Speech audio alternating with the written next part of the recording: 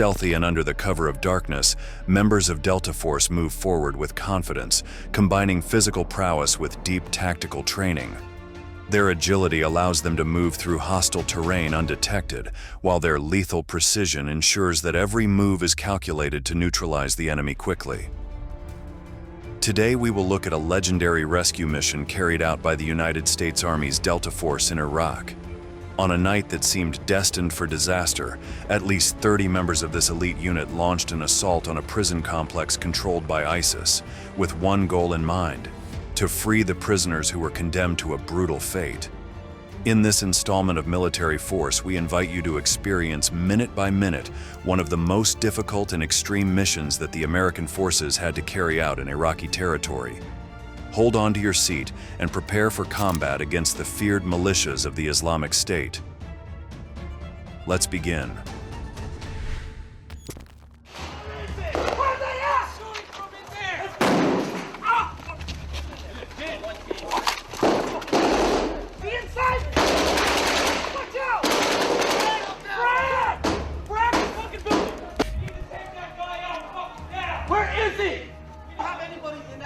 Yeah.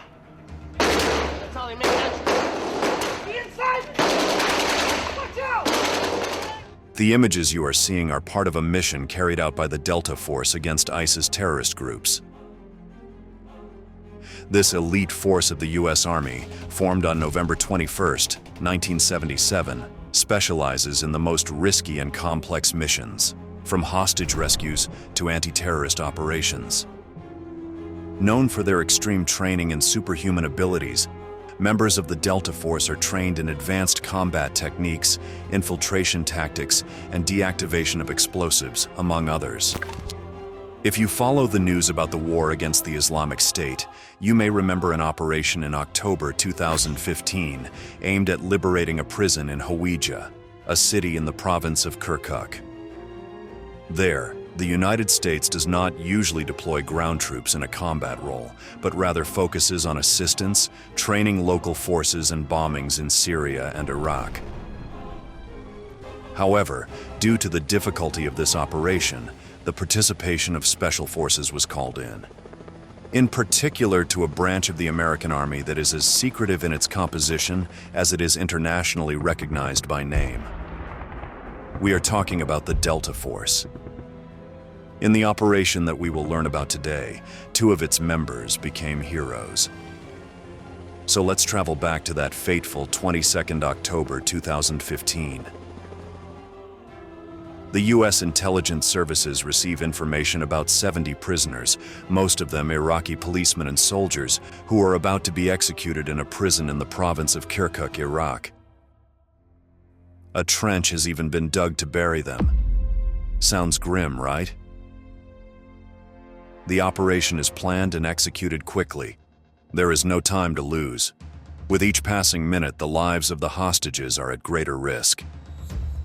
On 22nd October 2015, 5 Chinook helicopters descend on a barren terrain.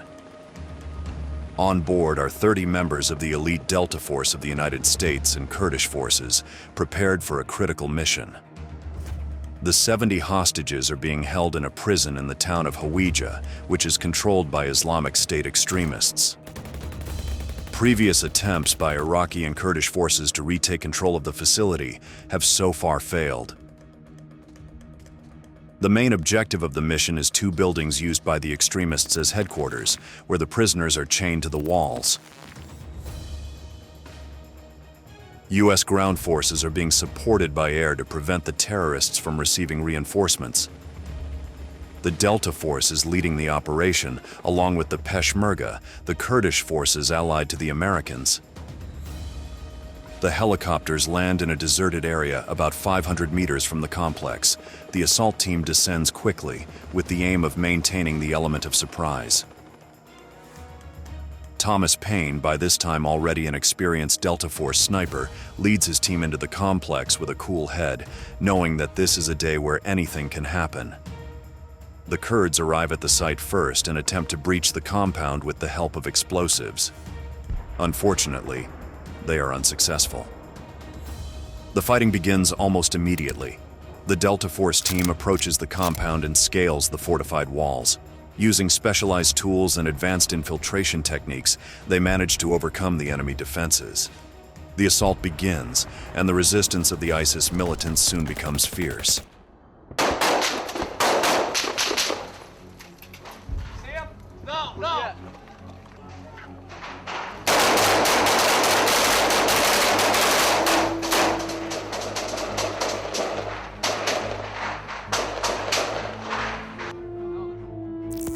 Initial fighting is intense, but Payne's team manages to fight their way into the first building. There, the group encounters strong resistance from the terrorists. Thomas Payne and his companions confront the ISIS guards, eliminating the threats immediately. Amid a firefight, the team uses tools to cut the locks on the cells and free 37 prisoners, which include both civilians and members of the Iraqi security forces. As they head to the second building, where the rest of the captives are being held, the scene becomes even more chaotic.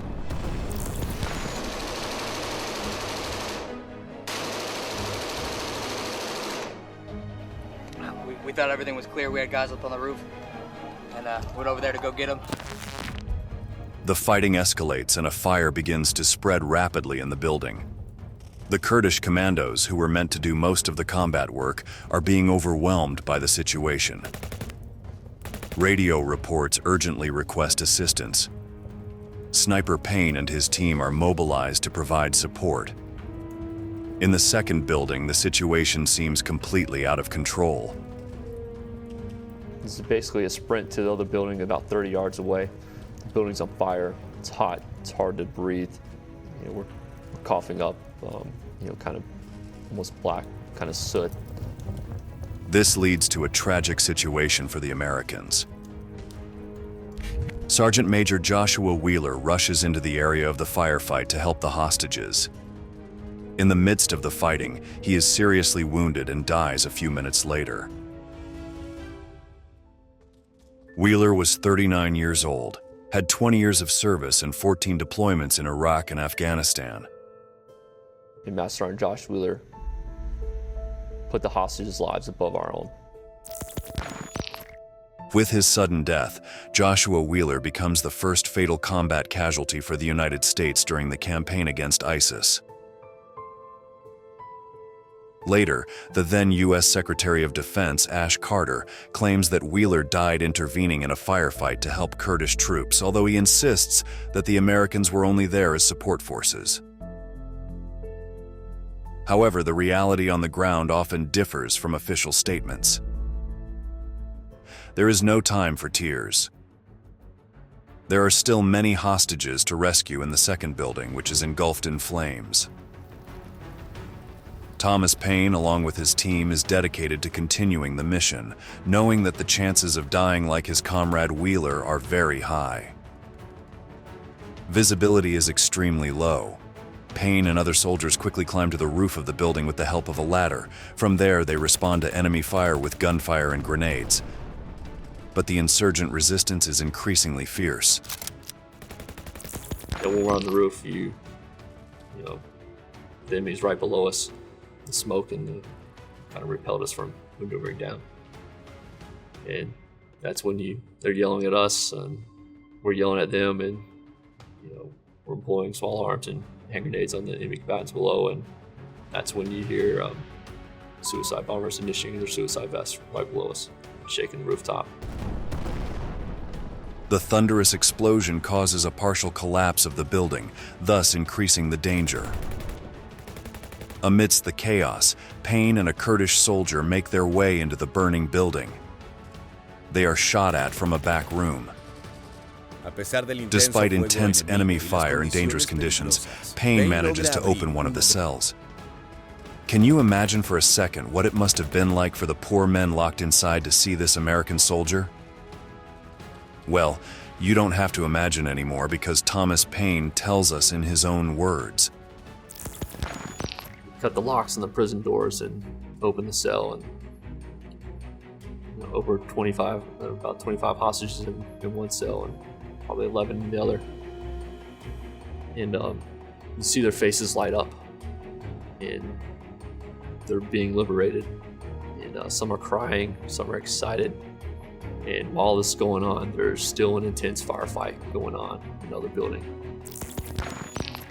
Payne's bravery is palpable as he faces personal risk to ensure that all the hostages are brought to safety.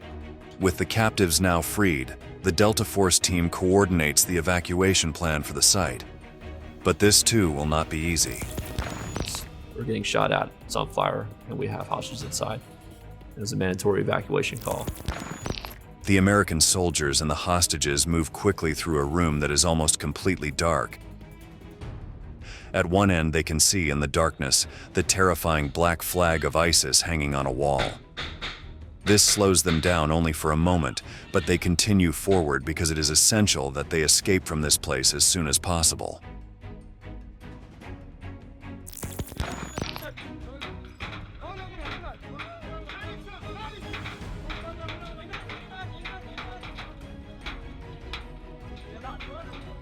The rescued men are searched for weapons and then led out of the room.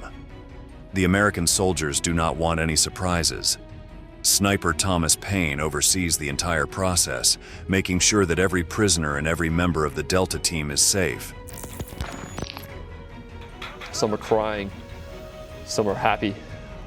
There's a mixed emotions. Some of them realize they're being liberated.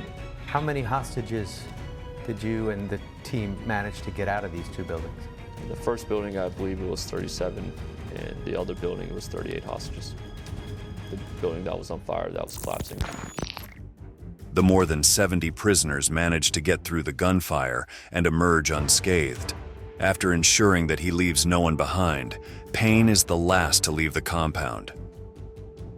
The results of the operation are impressive. At least 20 members of the Iraqi security forces were freed. 4 Kurdish soldiers were wounded, 5 ISIS members were captured, and 20 were killed. If we didn't action this target, then the hostages would probably be executed. So they had already dug graves to bury them in? Yes, sir. Chief passes the 1-minute call back. That's when you make that transition, from soldier to warrior. That's when all joking stops, and it's game time. The mission is officially closed successfully, and although the objective was accomplished, the cost is very high. The body of Sergeant Major Joshua Wheeler, a brave member of the Delta Force, is transferred to Dover Air Force Base in Delaware for burial. The sacrifice of this soldier is another valuable example of the commitment of the American Special Forces in their fight against terrorism. After this operation, Thomas Payne was awarded a Medal of Honor for his bravery and leadership in the rescue of the hostages from the Hawija prison. The sniper grew up in a military family, which deeply influenced his decision to join the Army. Payne began his military career in the infantry, but quickly stood out for his great skill, leadership, and ability to operate in high-pressure situations. These traits led him to be selected for the prestigious Delta Force. His skill and courage during this complex rescue operation, amidst crossfire and chaos, led him to become an international star. Payne, who displayed unparalleled courage, risked his life to free the prisoners with unwavering determination. His performance not only saved lives, but also demonstrated the level of excellence and commitment of the Delta Force in the most critical operations. The medal received becomes an even greater merit knowing that he is the only operator of the Delta Force group to have received this decoration in life.